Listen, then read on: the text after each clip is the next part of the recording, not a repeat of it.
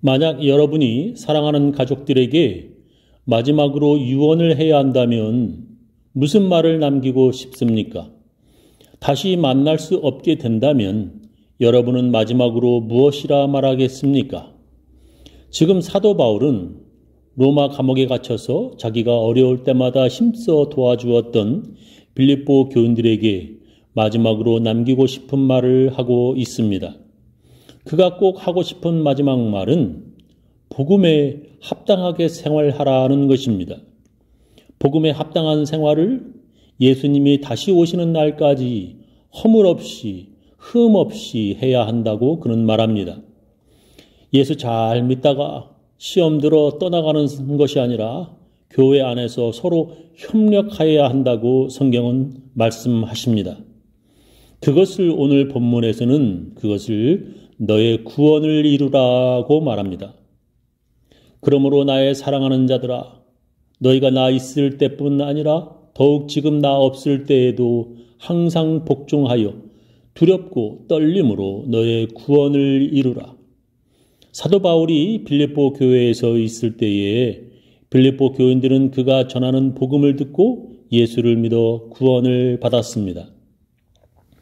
근데 그가 이미 구원받은 그들에게 너의 구원을 이루라고 말하는 것입니다.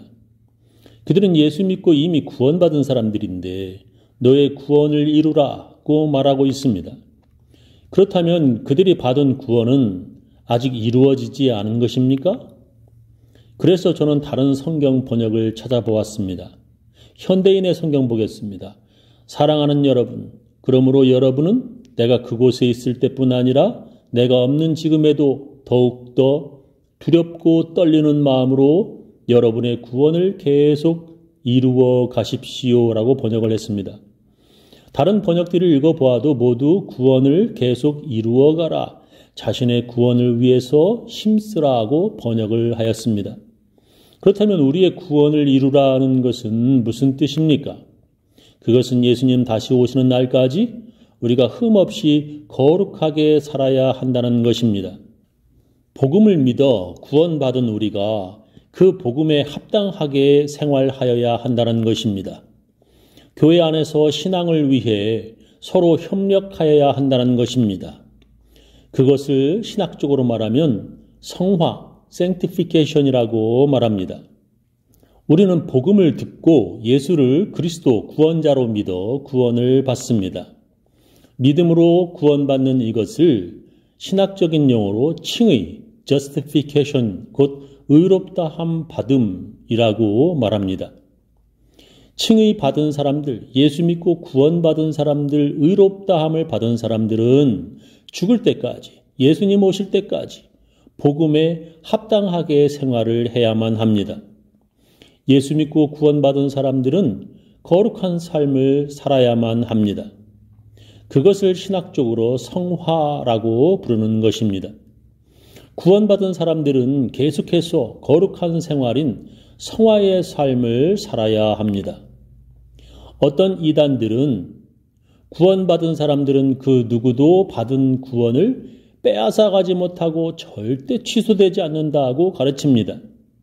거기까지는 구원의 확신을 강조해서 큰 문제가 되지는 않겠지만 그들은 더 위험한 이단 사상을 주장합니다. 그들은 자기들이 구원받았기 때문에 더 이상 교회 다닐 필요도 없고 기도할 필요도 없다고 주장합니다. 더욱더 그들은 이상한 주장을 하는데 이미 구원받았기 때문에 더 이상 회개할 필요도 없다라고 그들은 가르칩니다. 그들이 바로 이단인 구원파입니다. 유대인들도 그런 주장을 합니다. 자기들은 태어날 때부터 아브라함의 후손으로 하나님 백성이라는 것입니다. 천국에 갈 운명을 가지고 태어난 하나님의 선택받은 백성이라는 것입니다. 그러나 아브라함의 아들 이삭의 쌍둥이 아들로 태어났어도 하나님의 백성이 되지 못한 것을 성경을 통하여 우리는 알고 있습니다.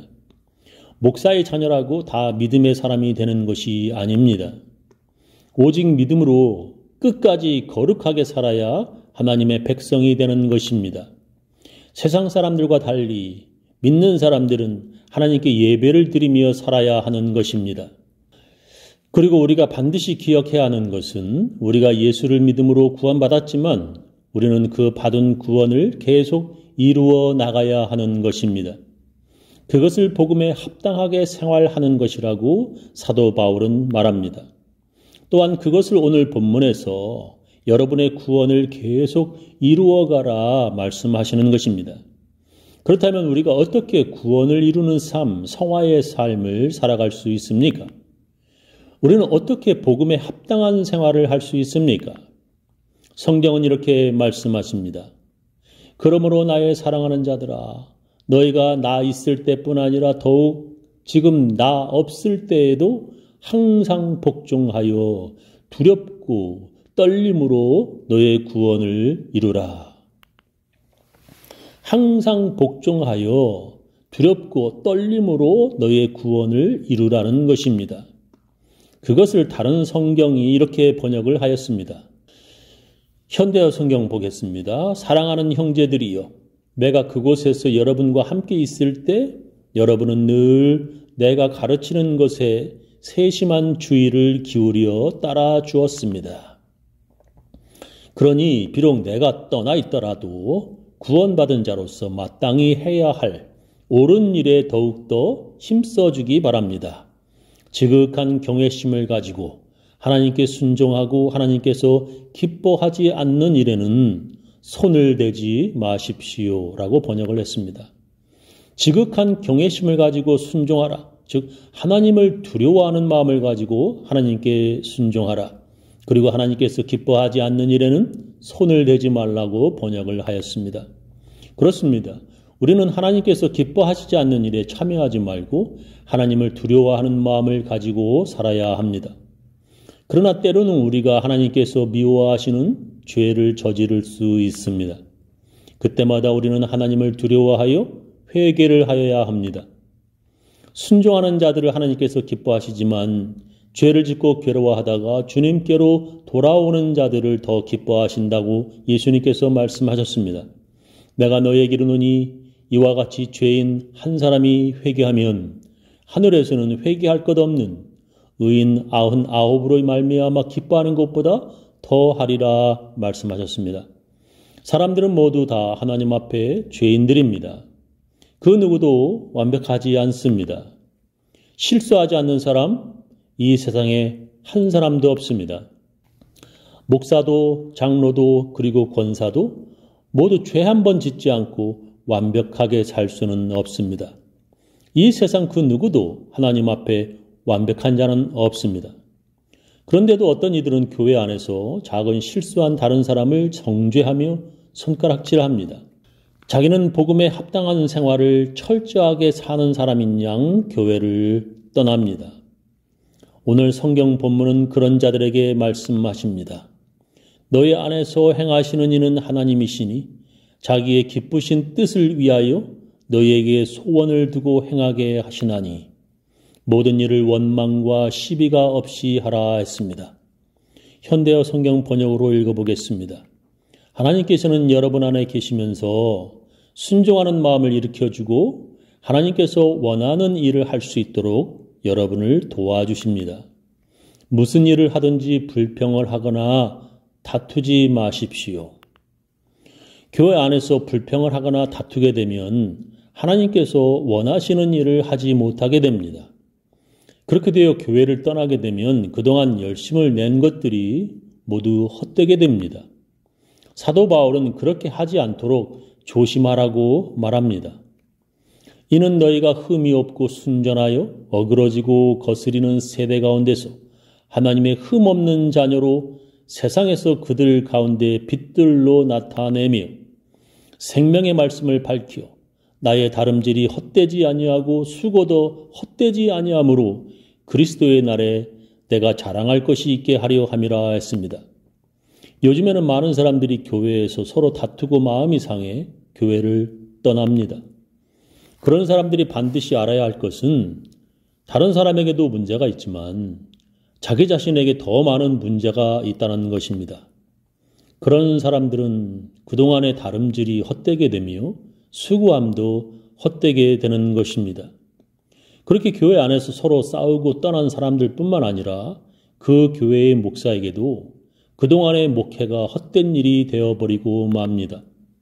자기도 더러운 죄를 지으면서도 다른 교인들을 정죄하며 교회를 떠나는 자들 때문에 교회는 문을 닫고 교회가 세상 사람들의 비웃음이 되는 것입니다. 우리 지역에도 또 다른 곳에도 그런 교회가 점점 늘어납니다. 교회 안에서 다른 사람의 잘못보다 자기 자신의 문제를 돌아보아 회개하며 살아야 합니다.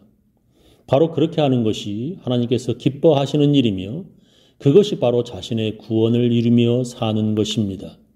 사도 바울은 빌립보 교인들에게서 그런 모습들을 보기 원하였습니다. 그렇게 함으로 자기가 그곳에서 수고한 일들이 헛되지 않게 되기 때문입니다.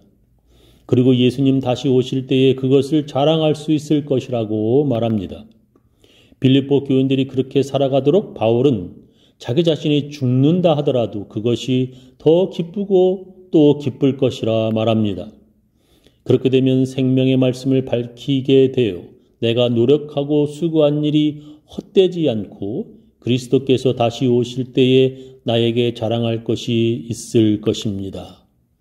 여러분의 믿음의 재물과 봉사 위에 내 생명의 피를 제사 술처럼 따라 붓는다고 해도 나는 기뻐하고 여러분 모두와 함께 기뻐할 것입니다. 그러므로 여러분도 기뻐하고 나와 함께 기뻐하십시오. 저는 우리 교인들 모두 구원받은 삶을 귀히 여기며 교회 안에서 복음에 합당하게 살아가시기를 예수님의 이름으로 축원합니다.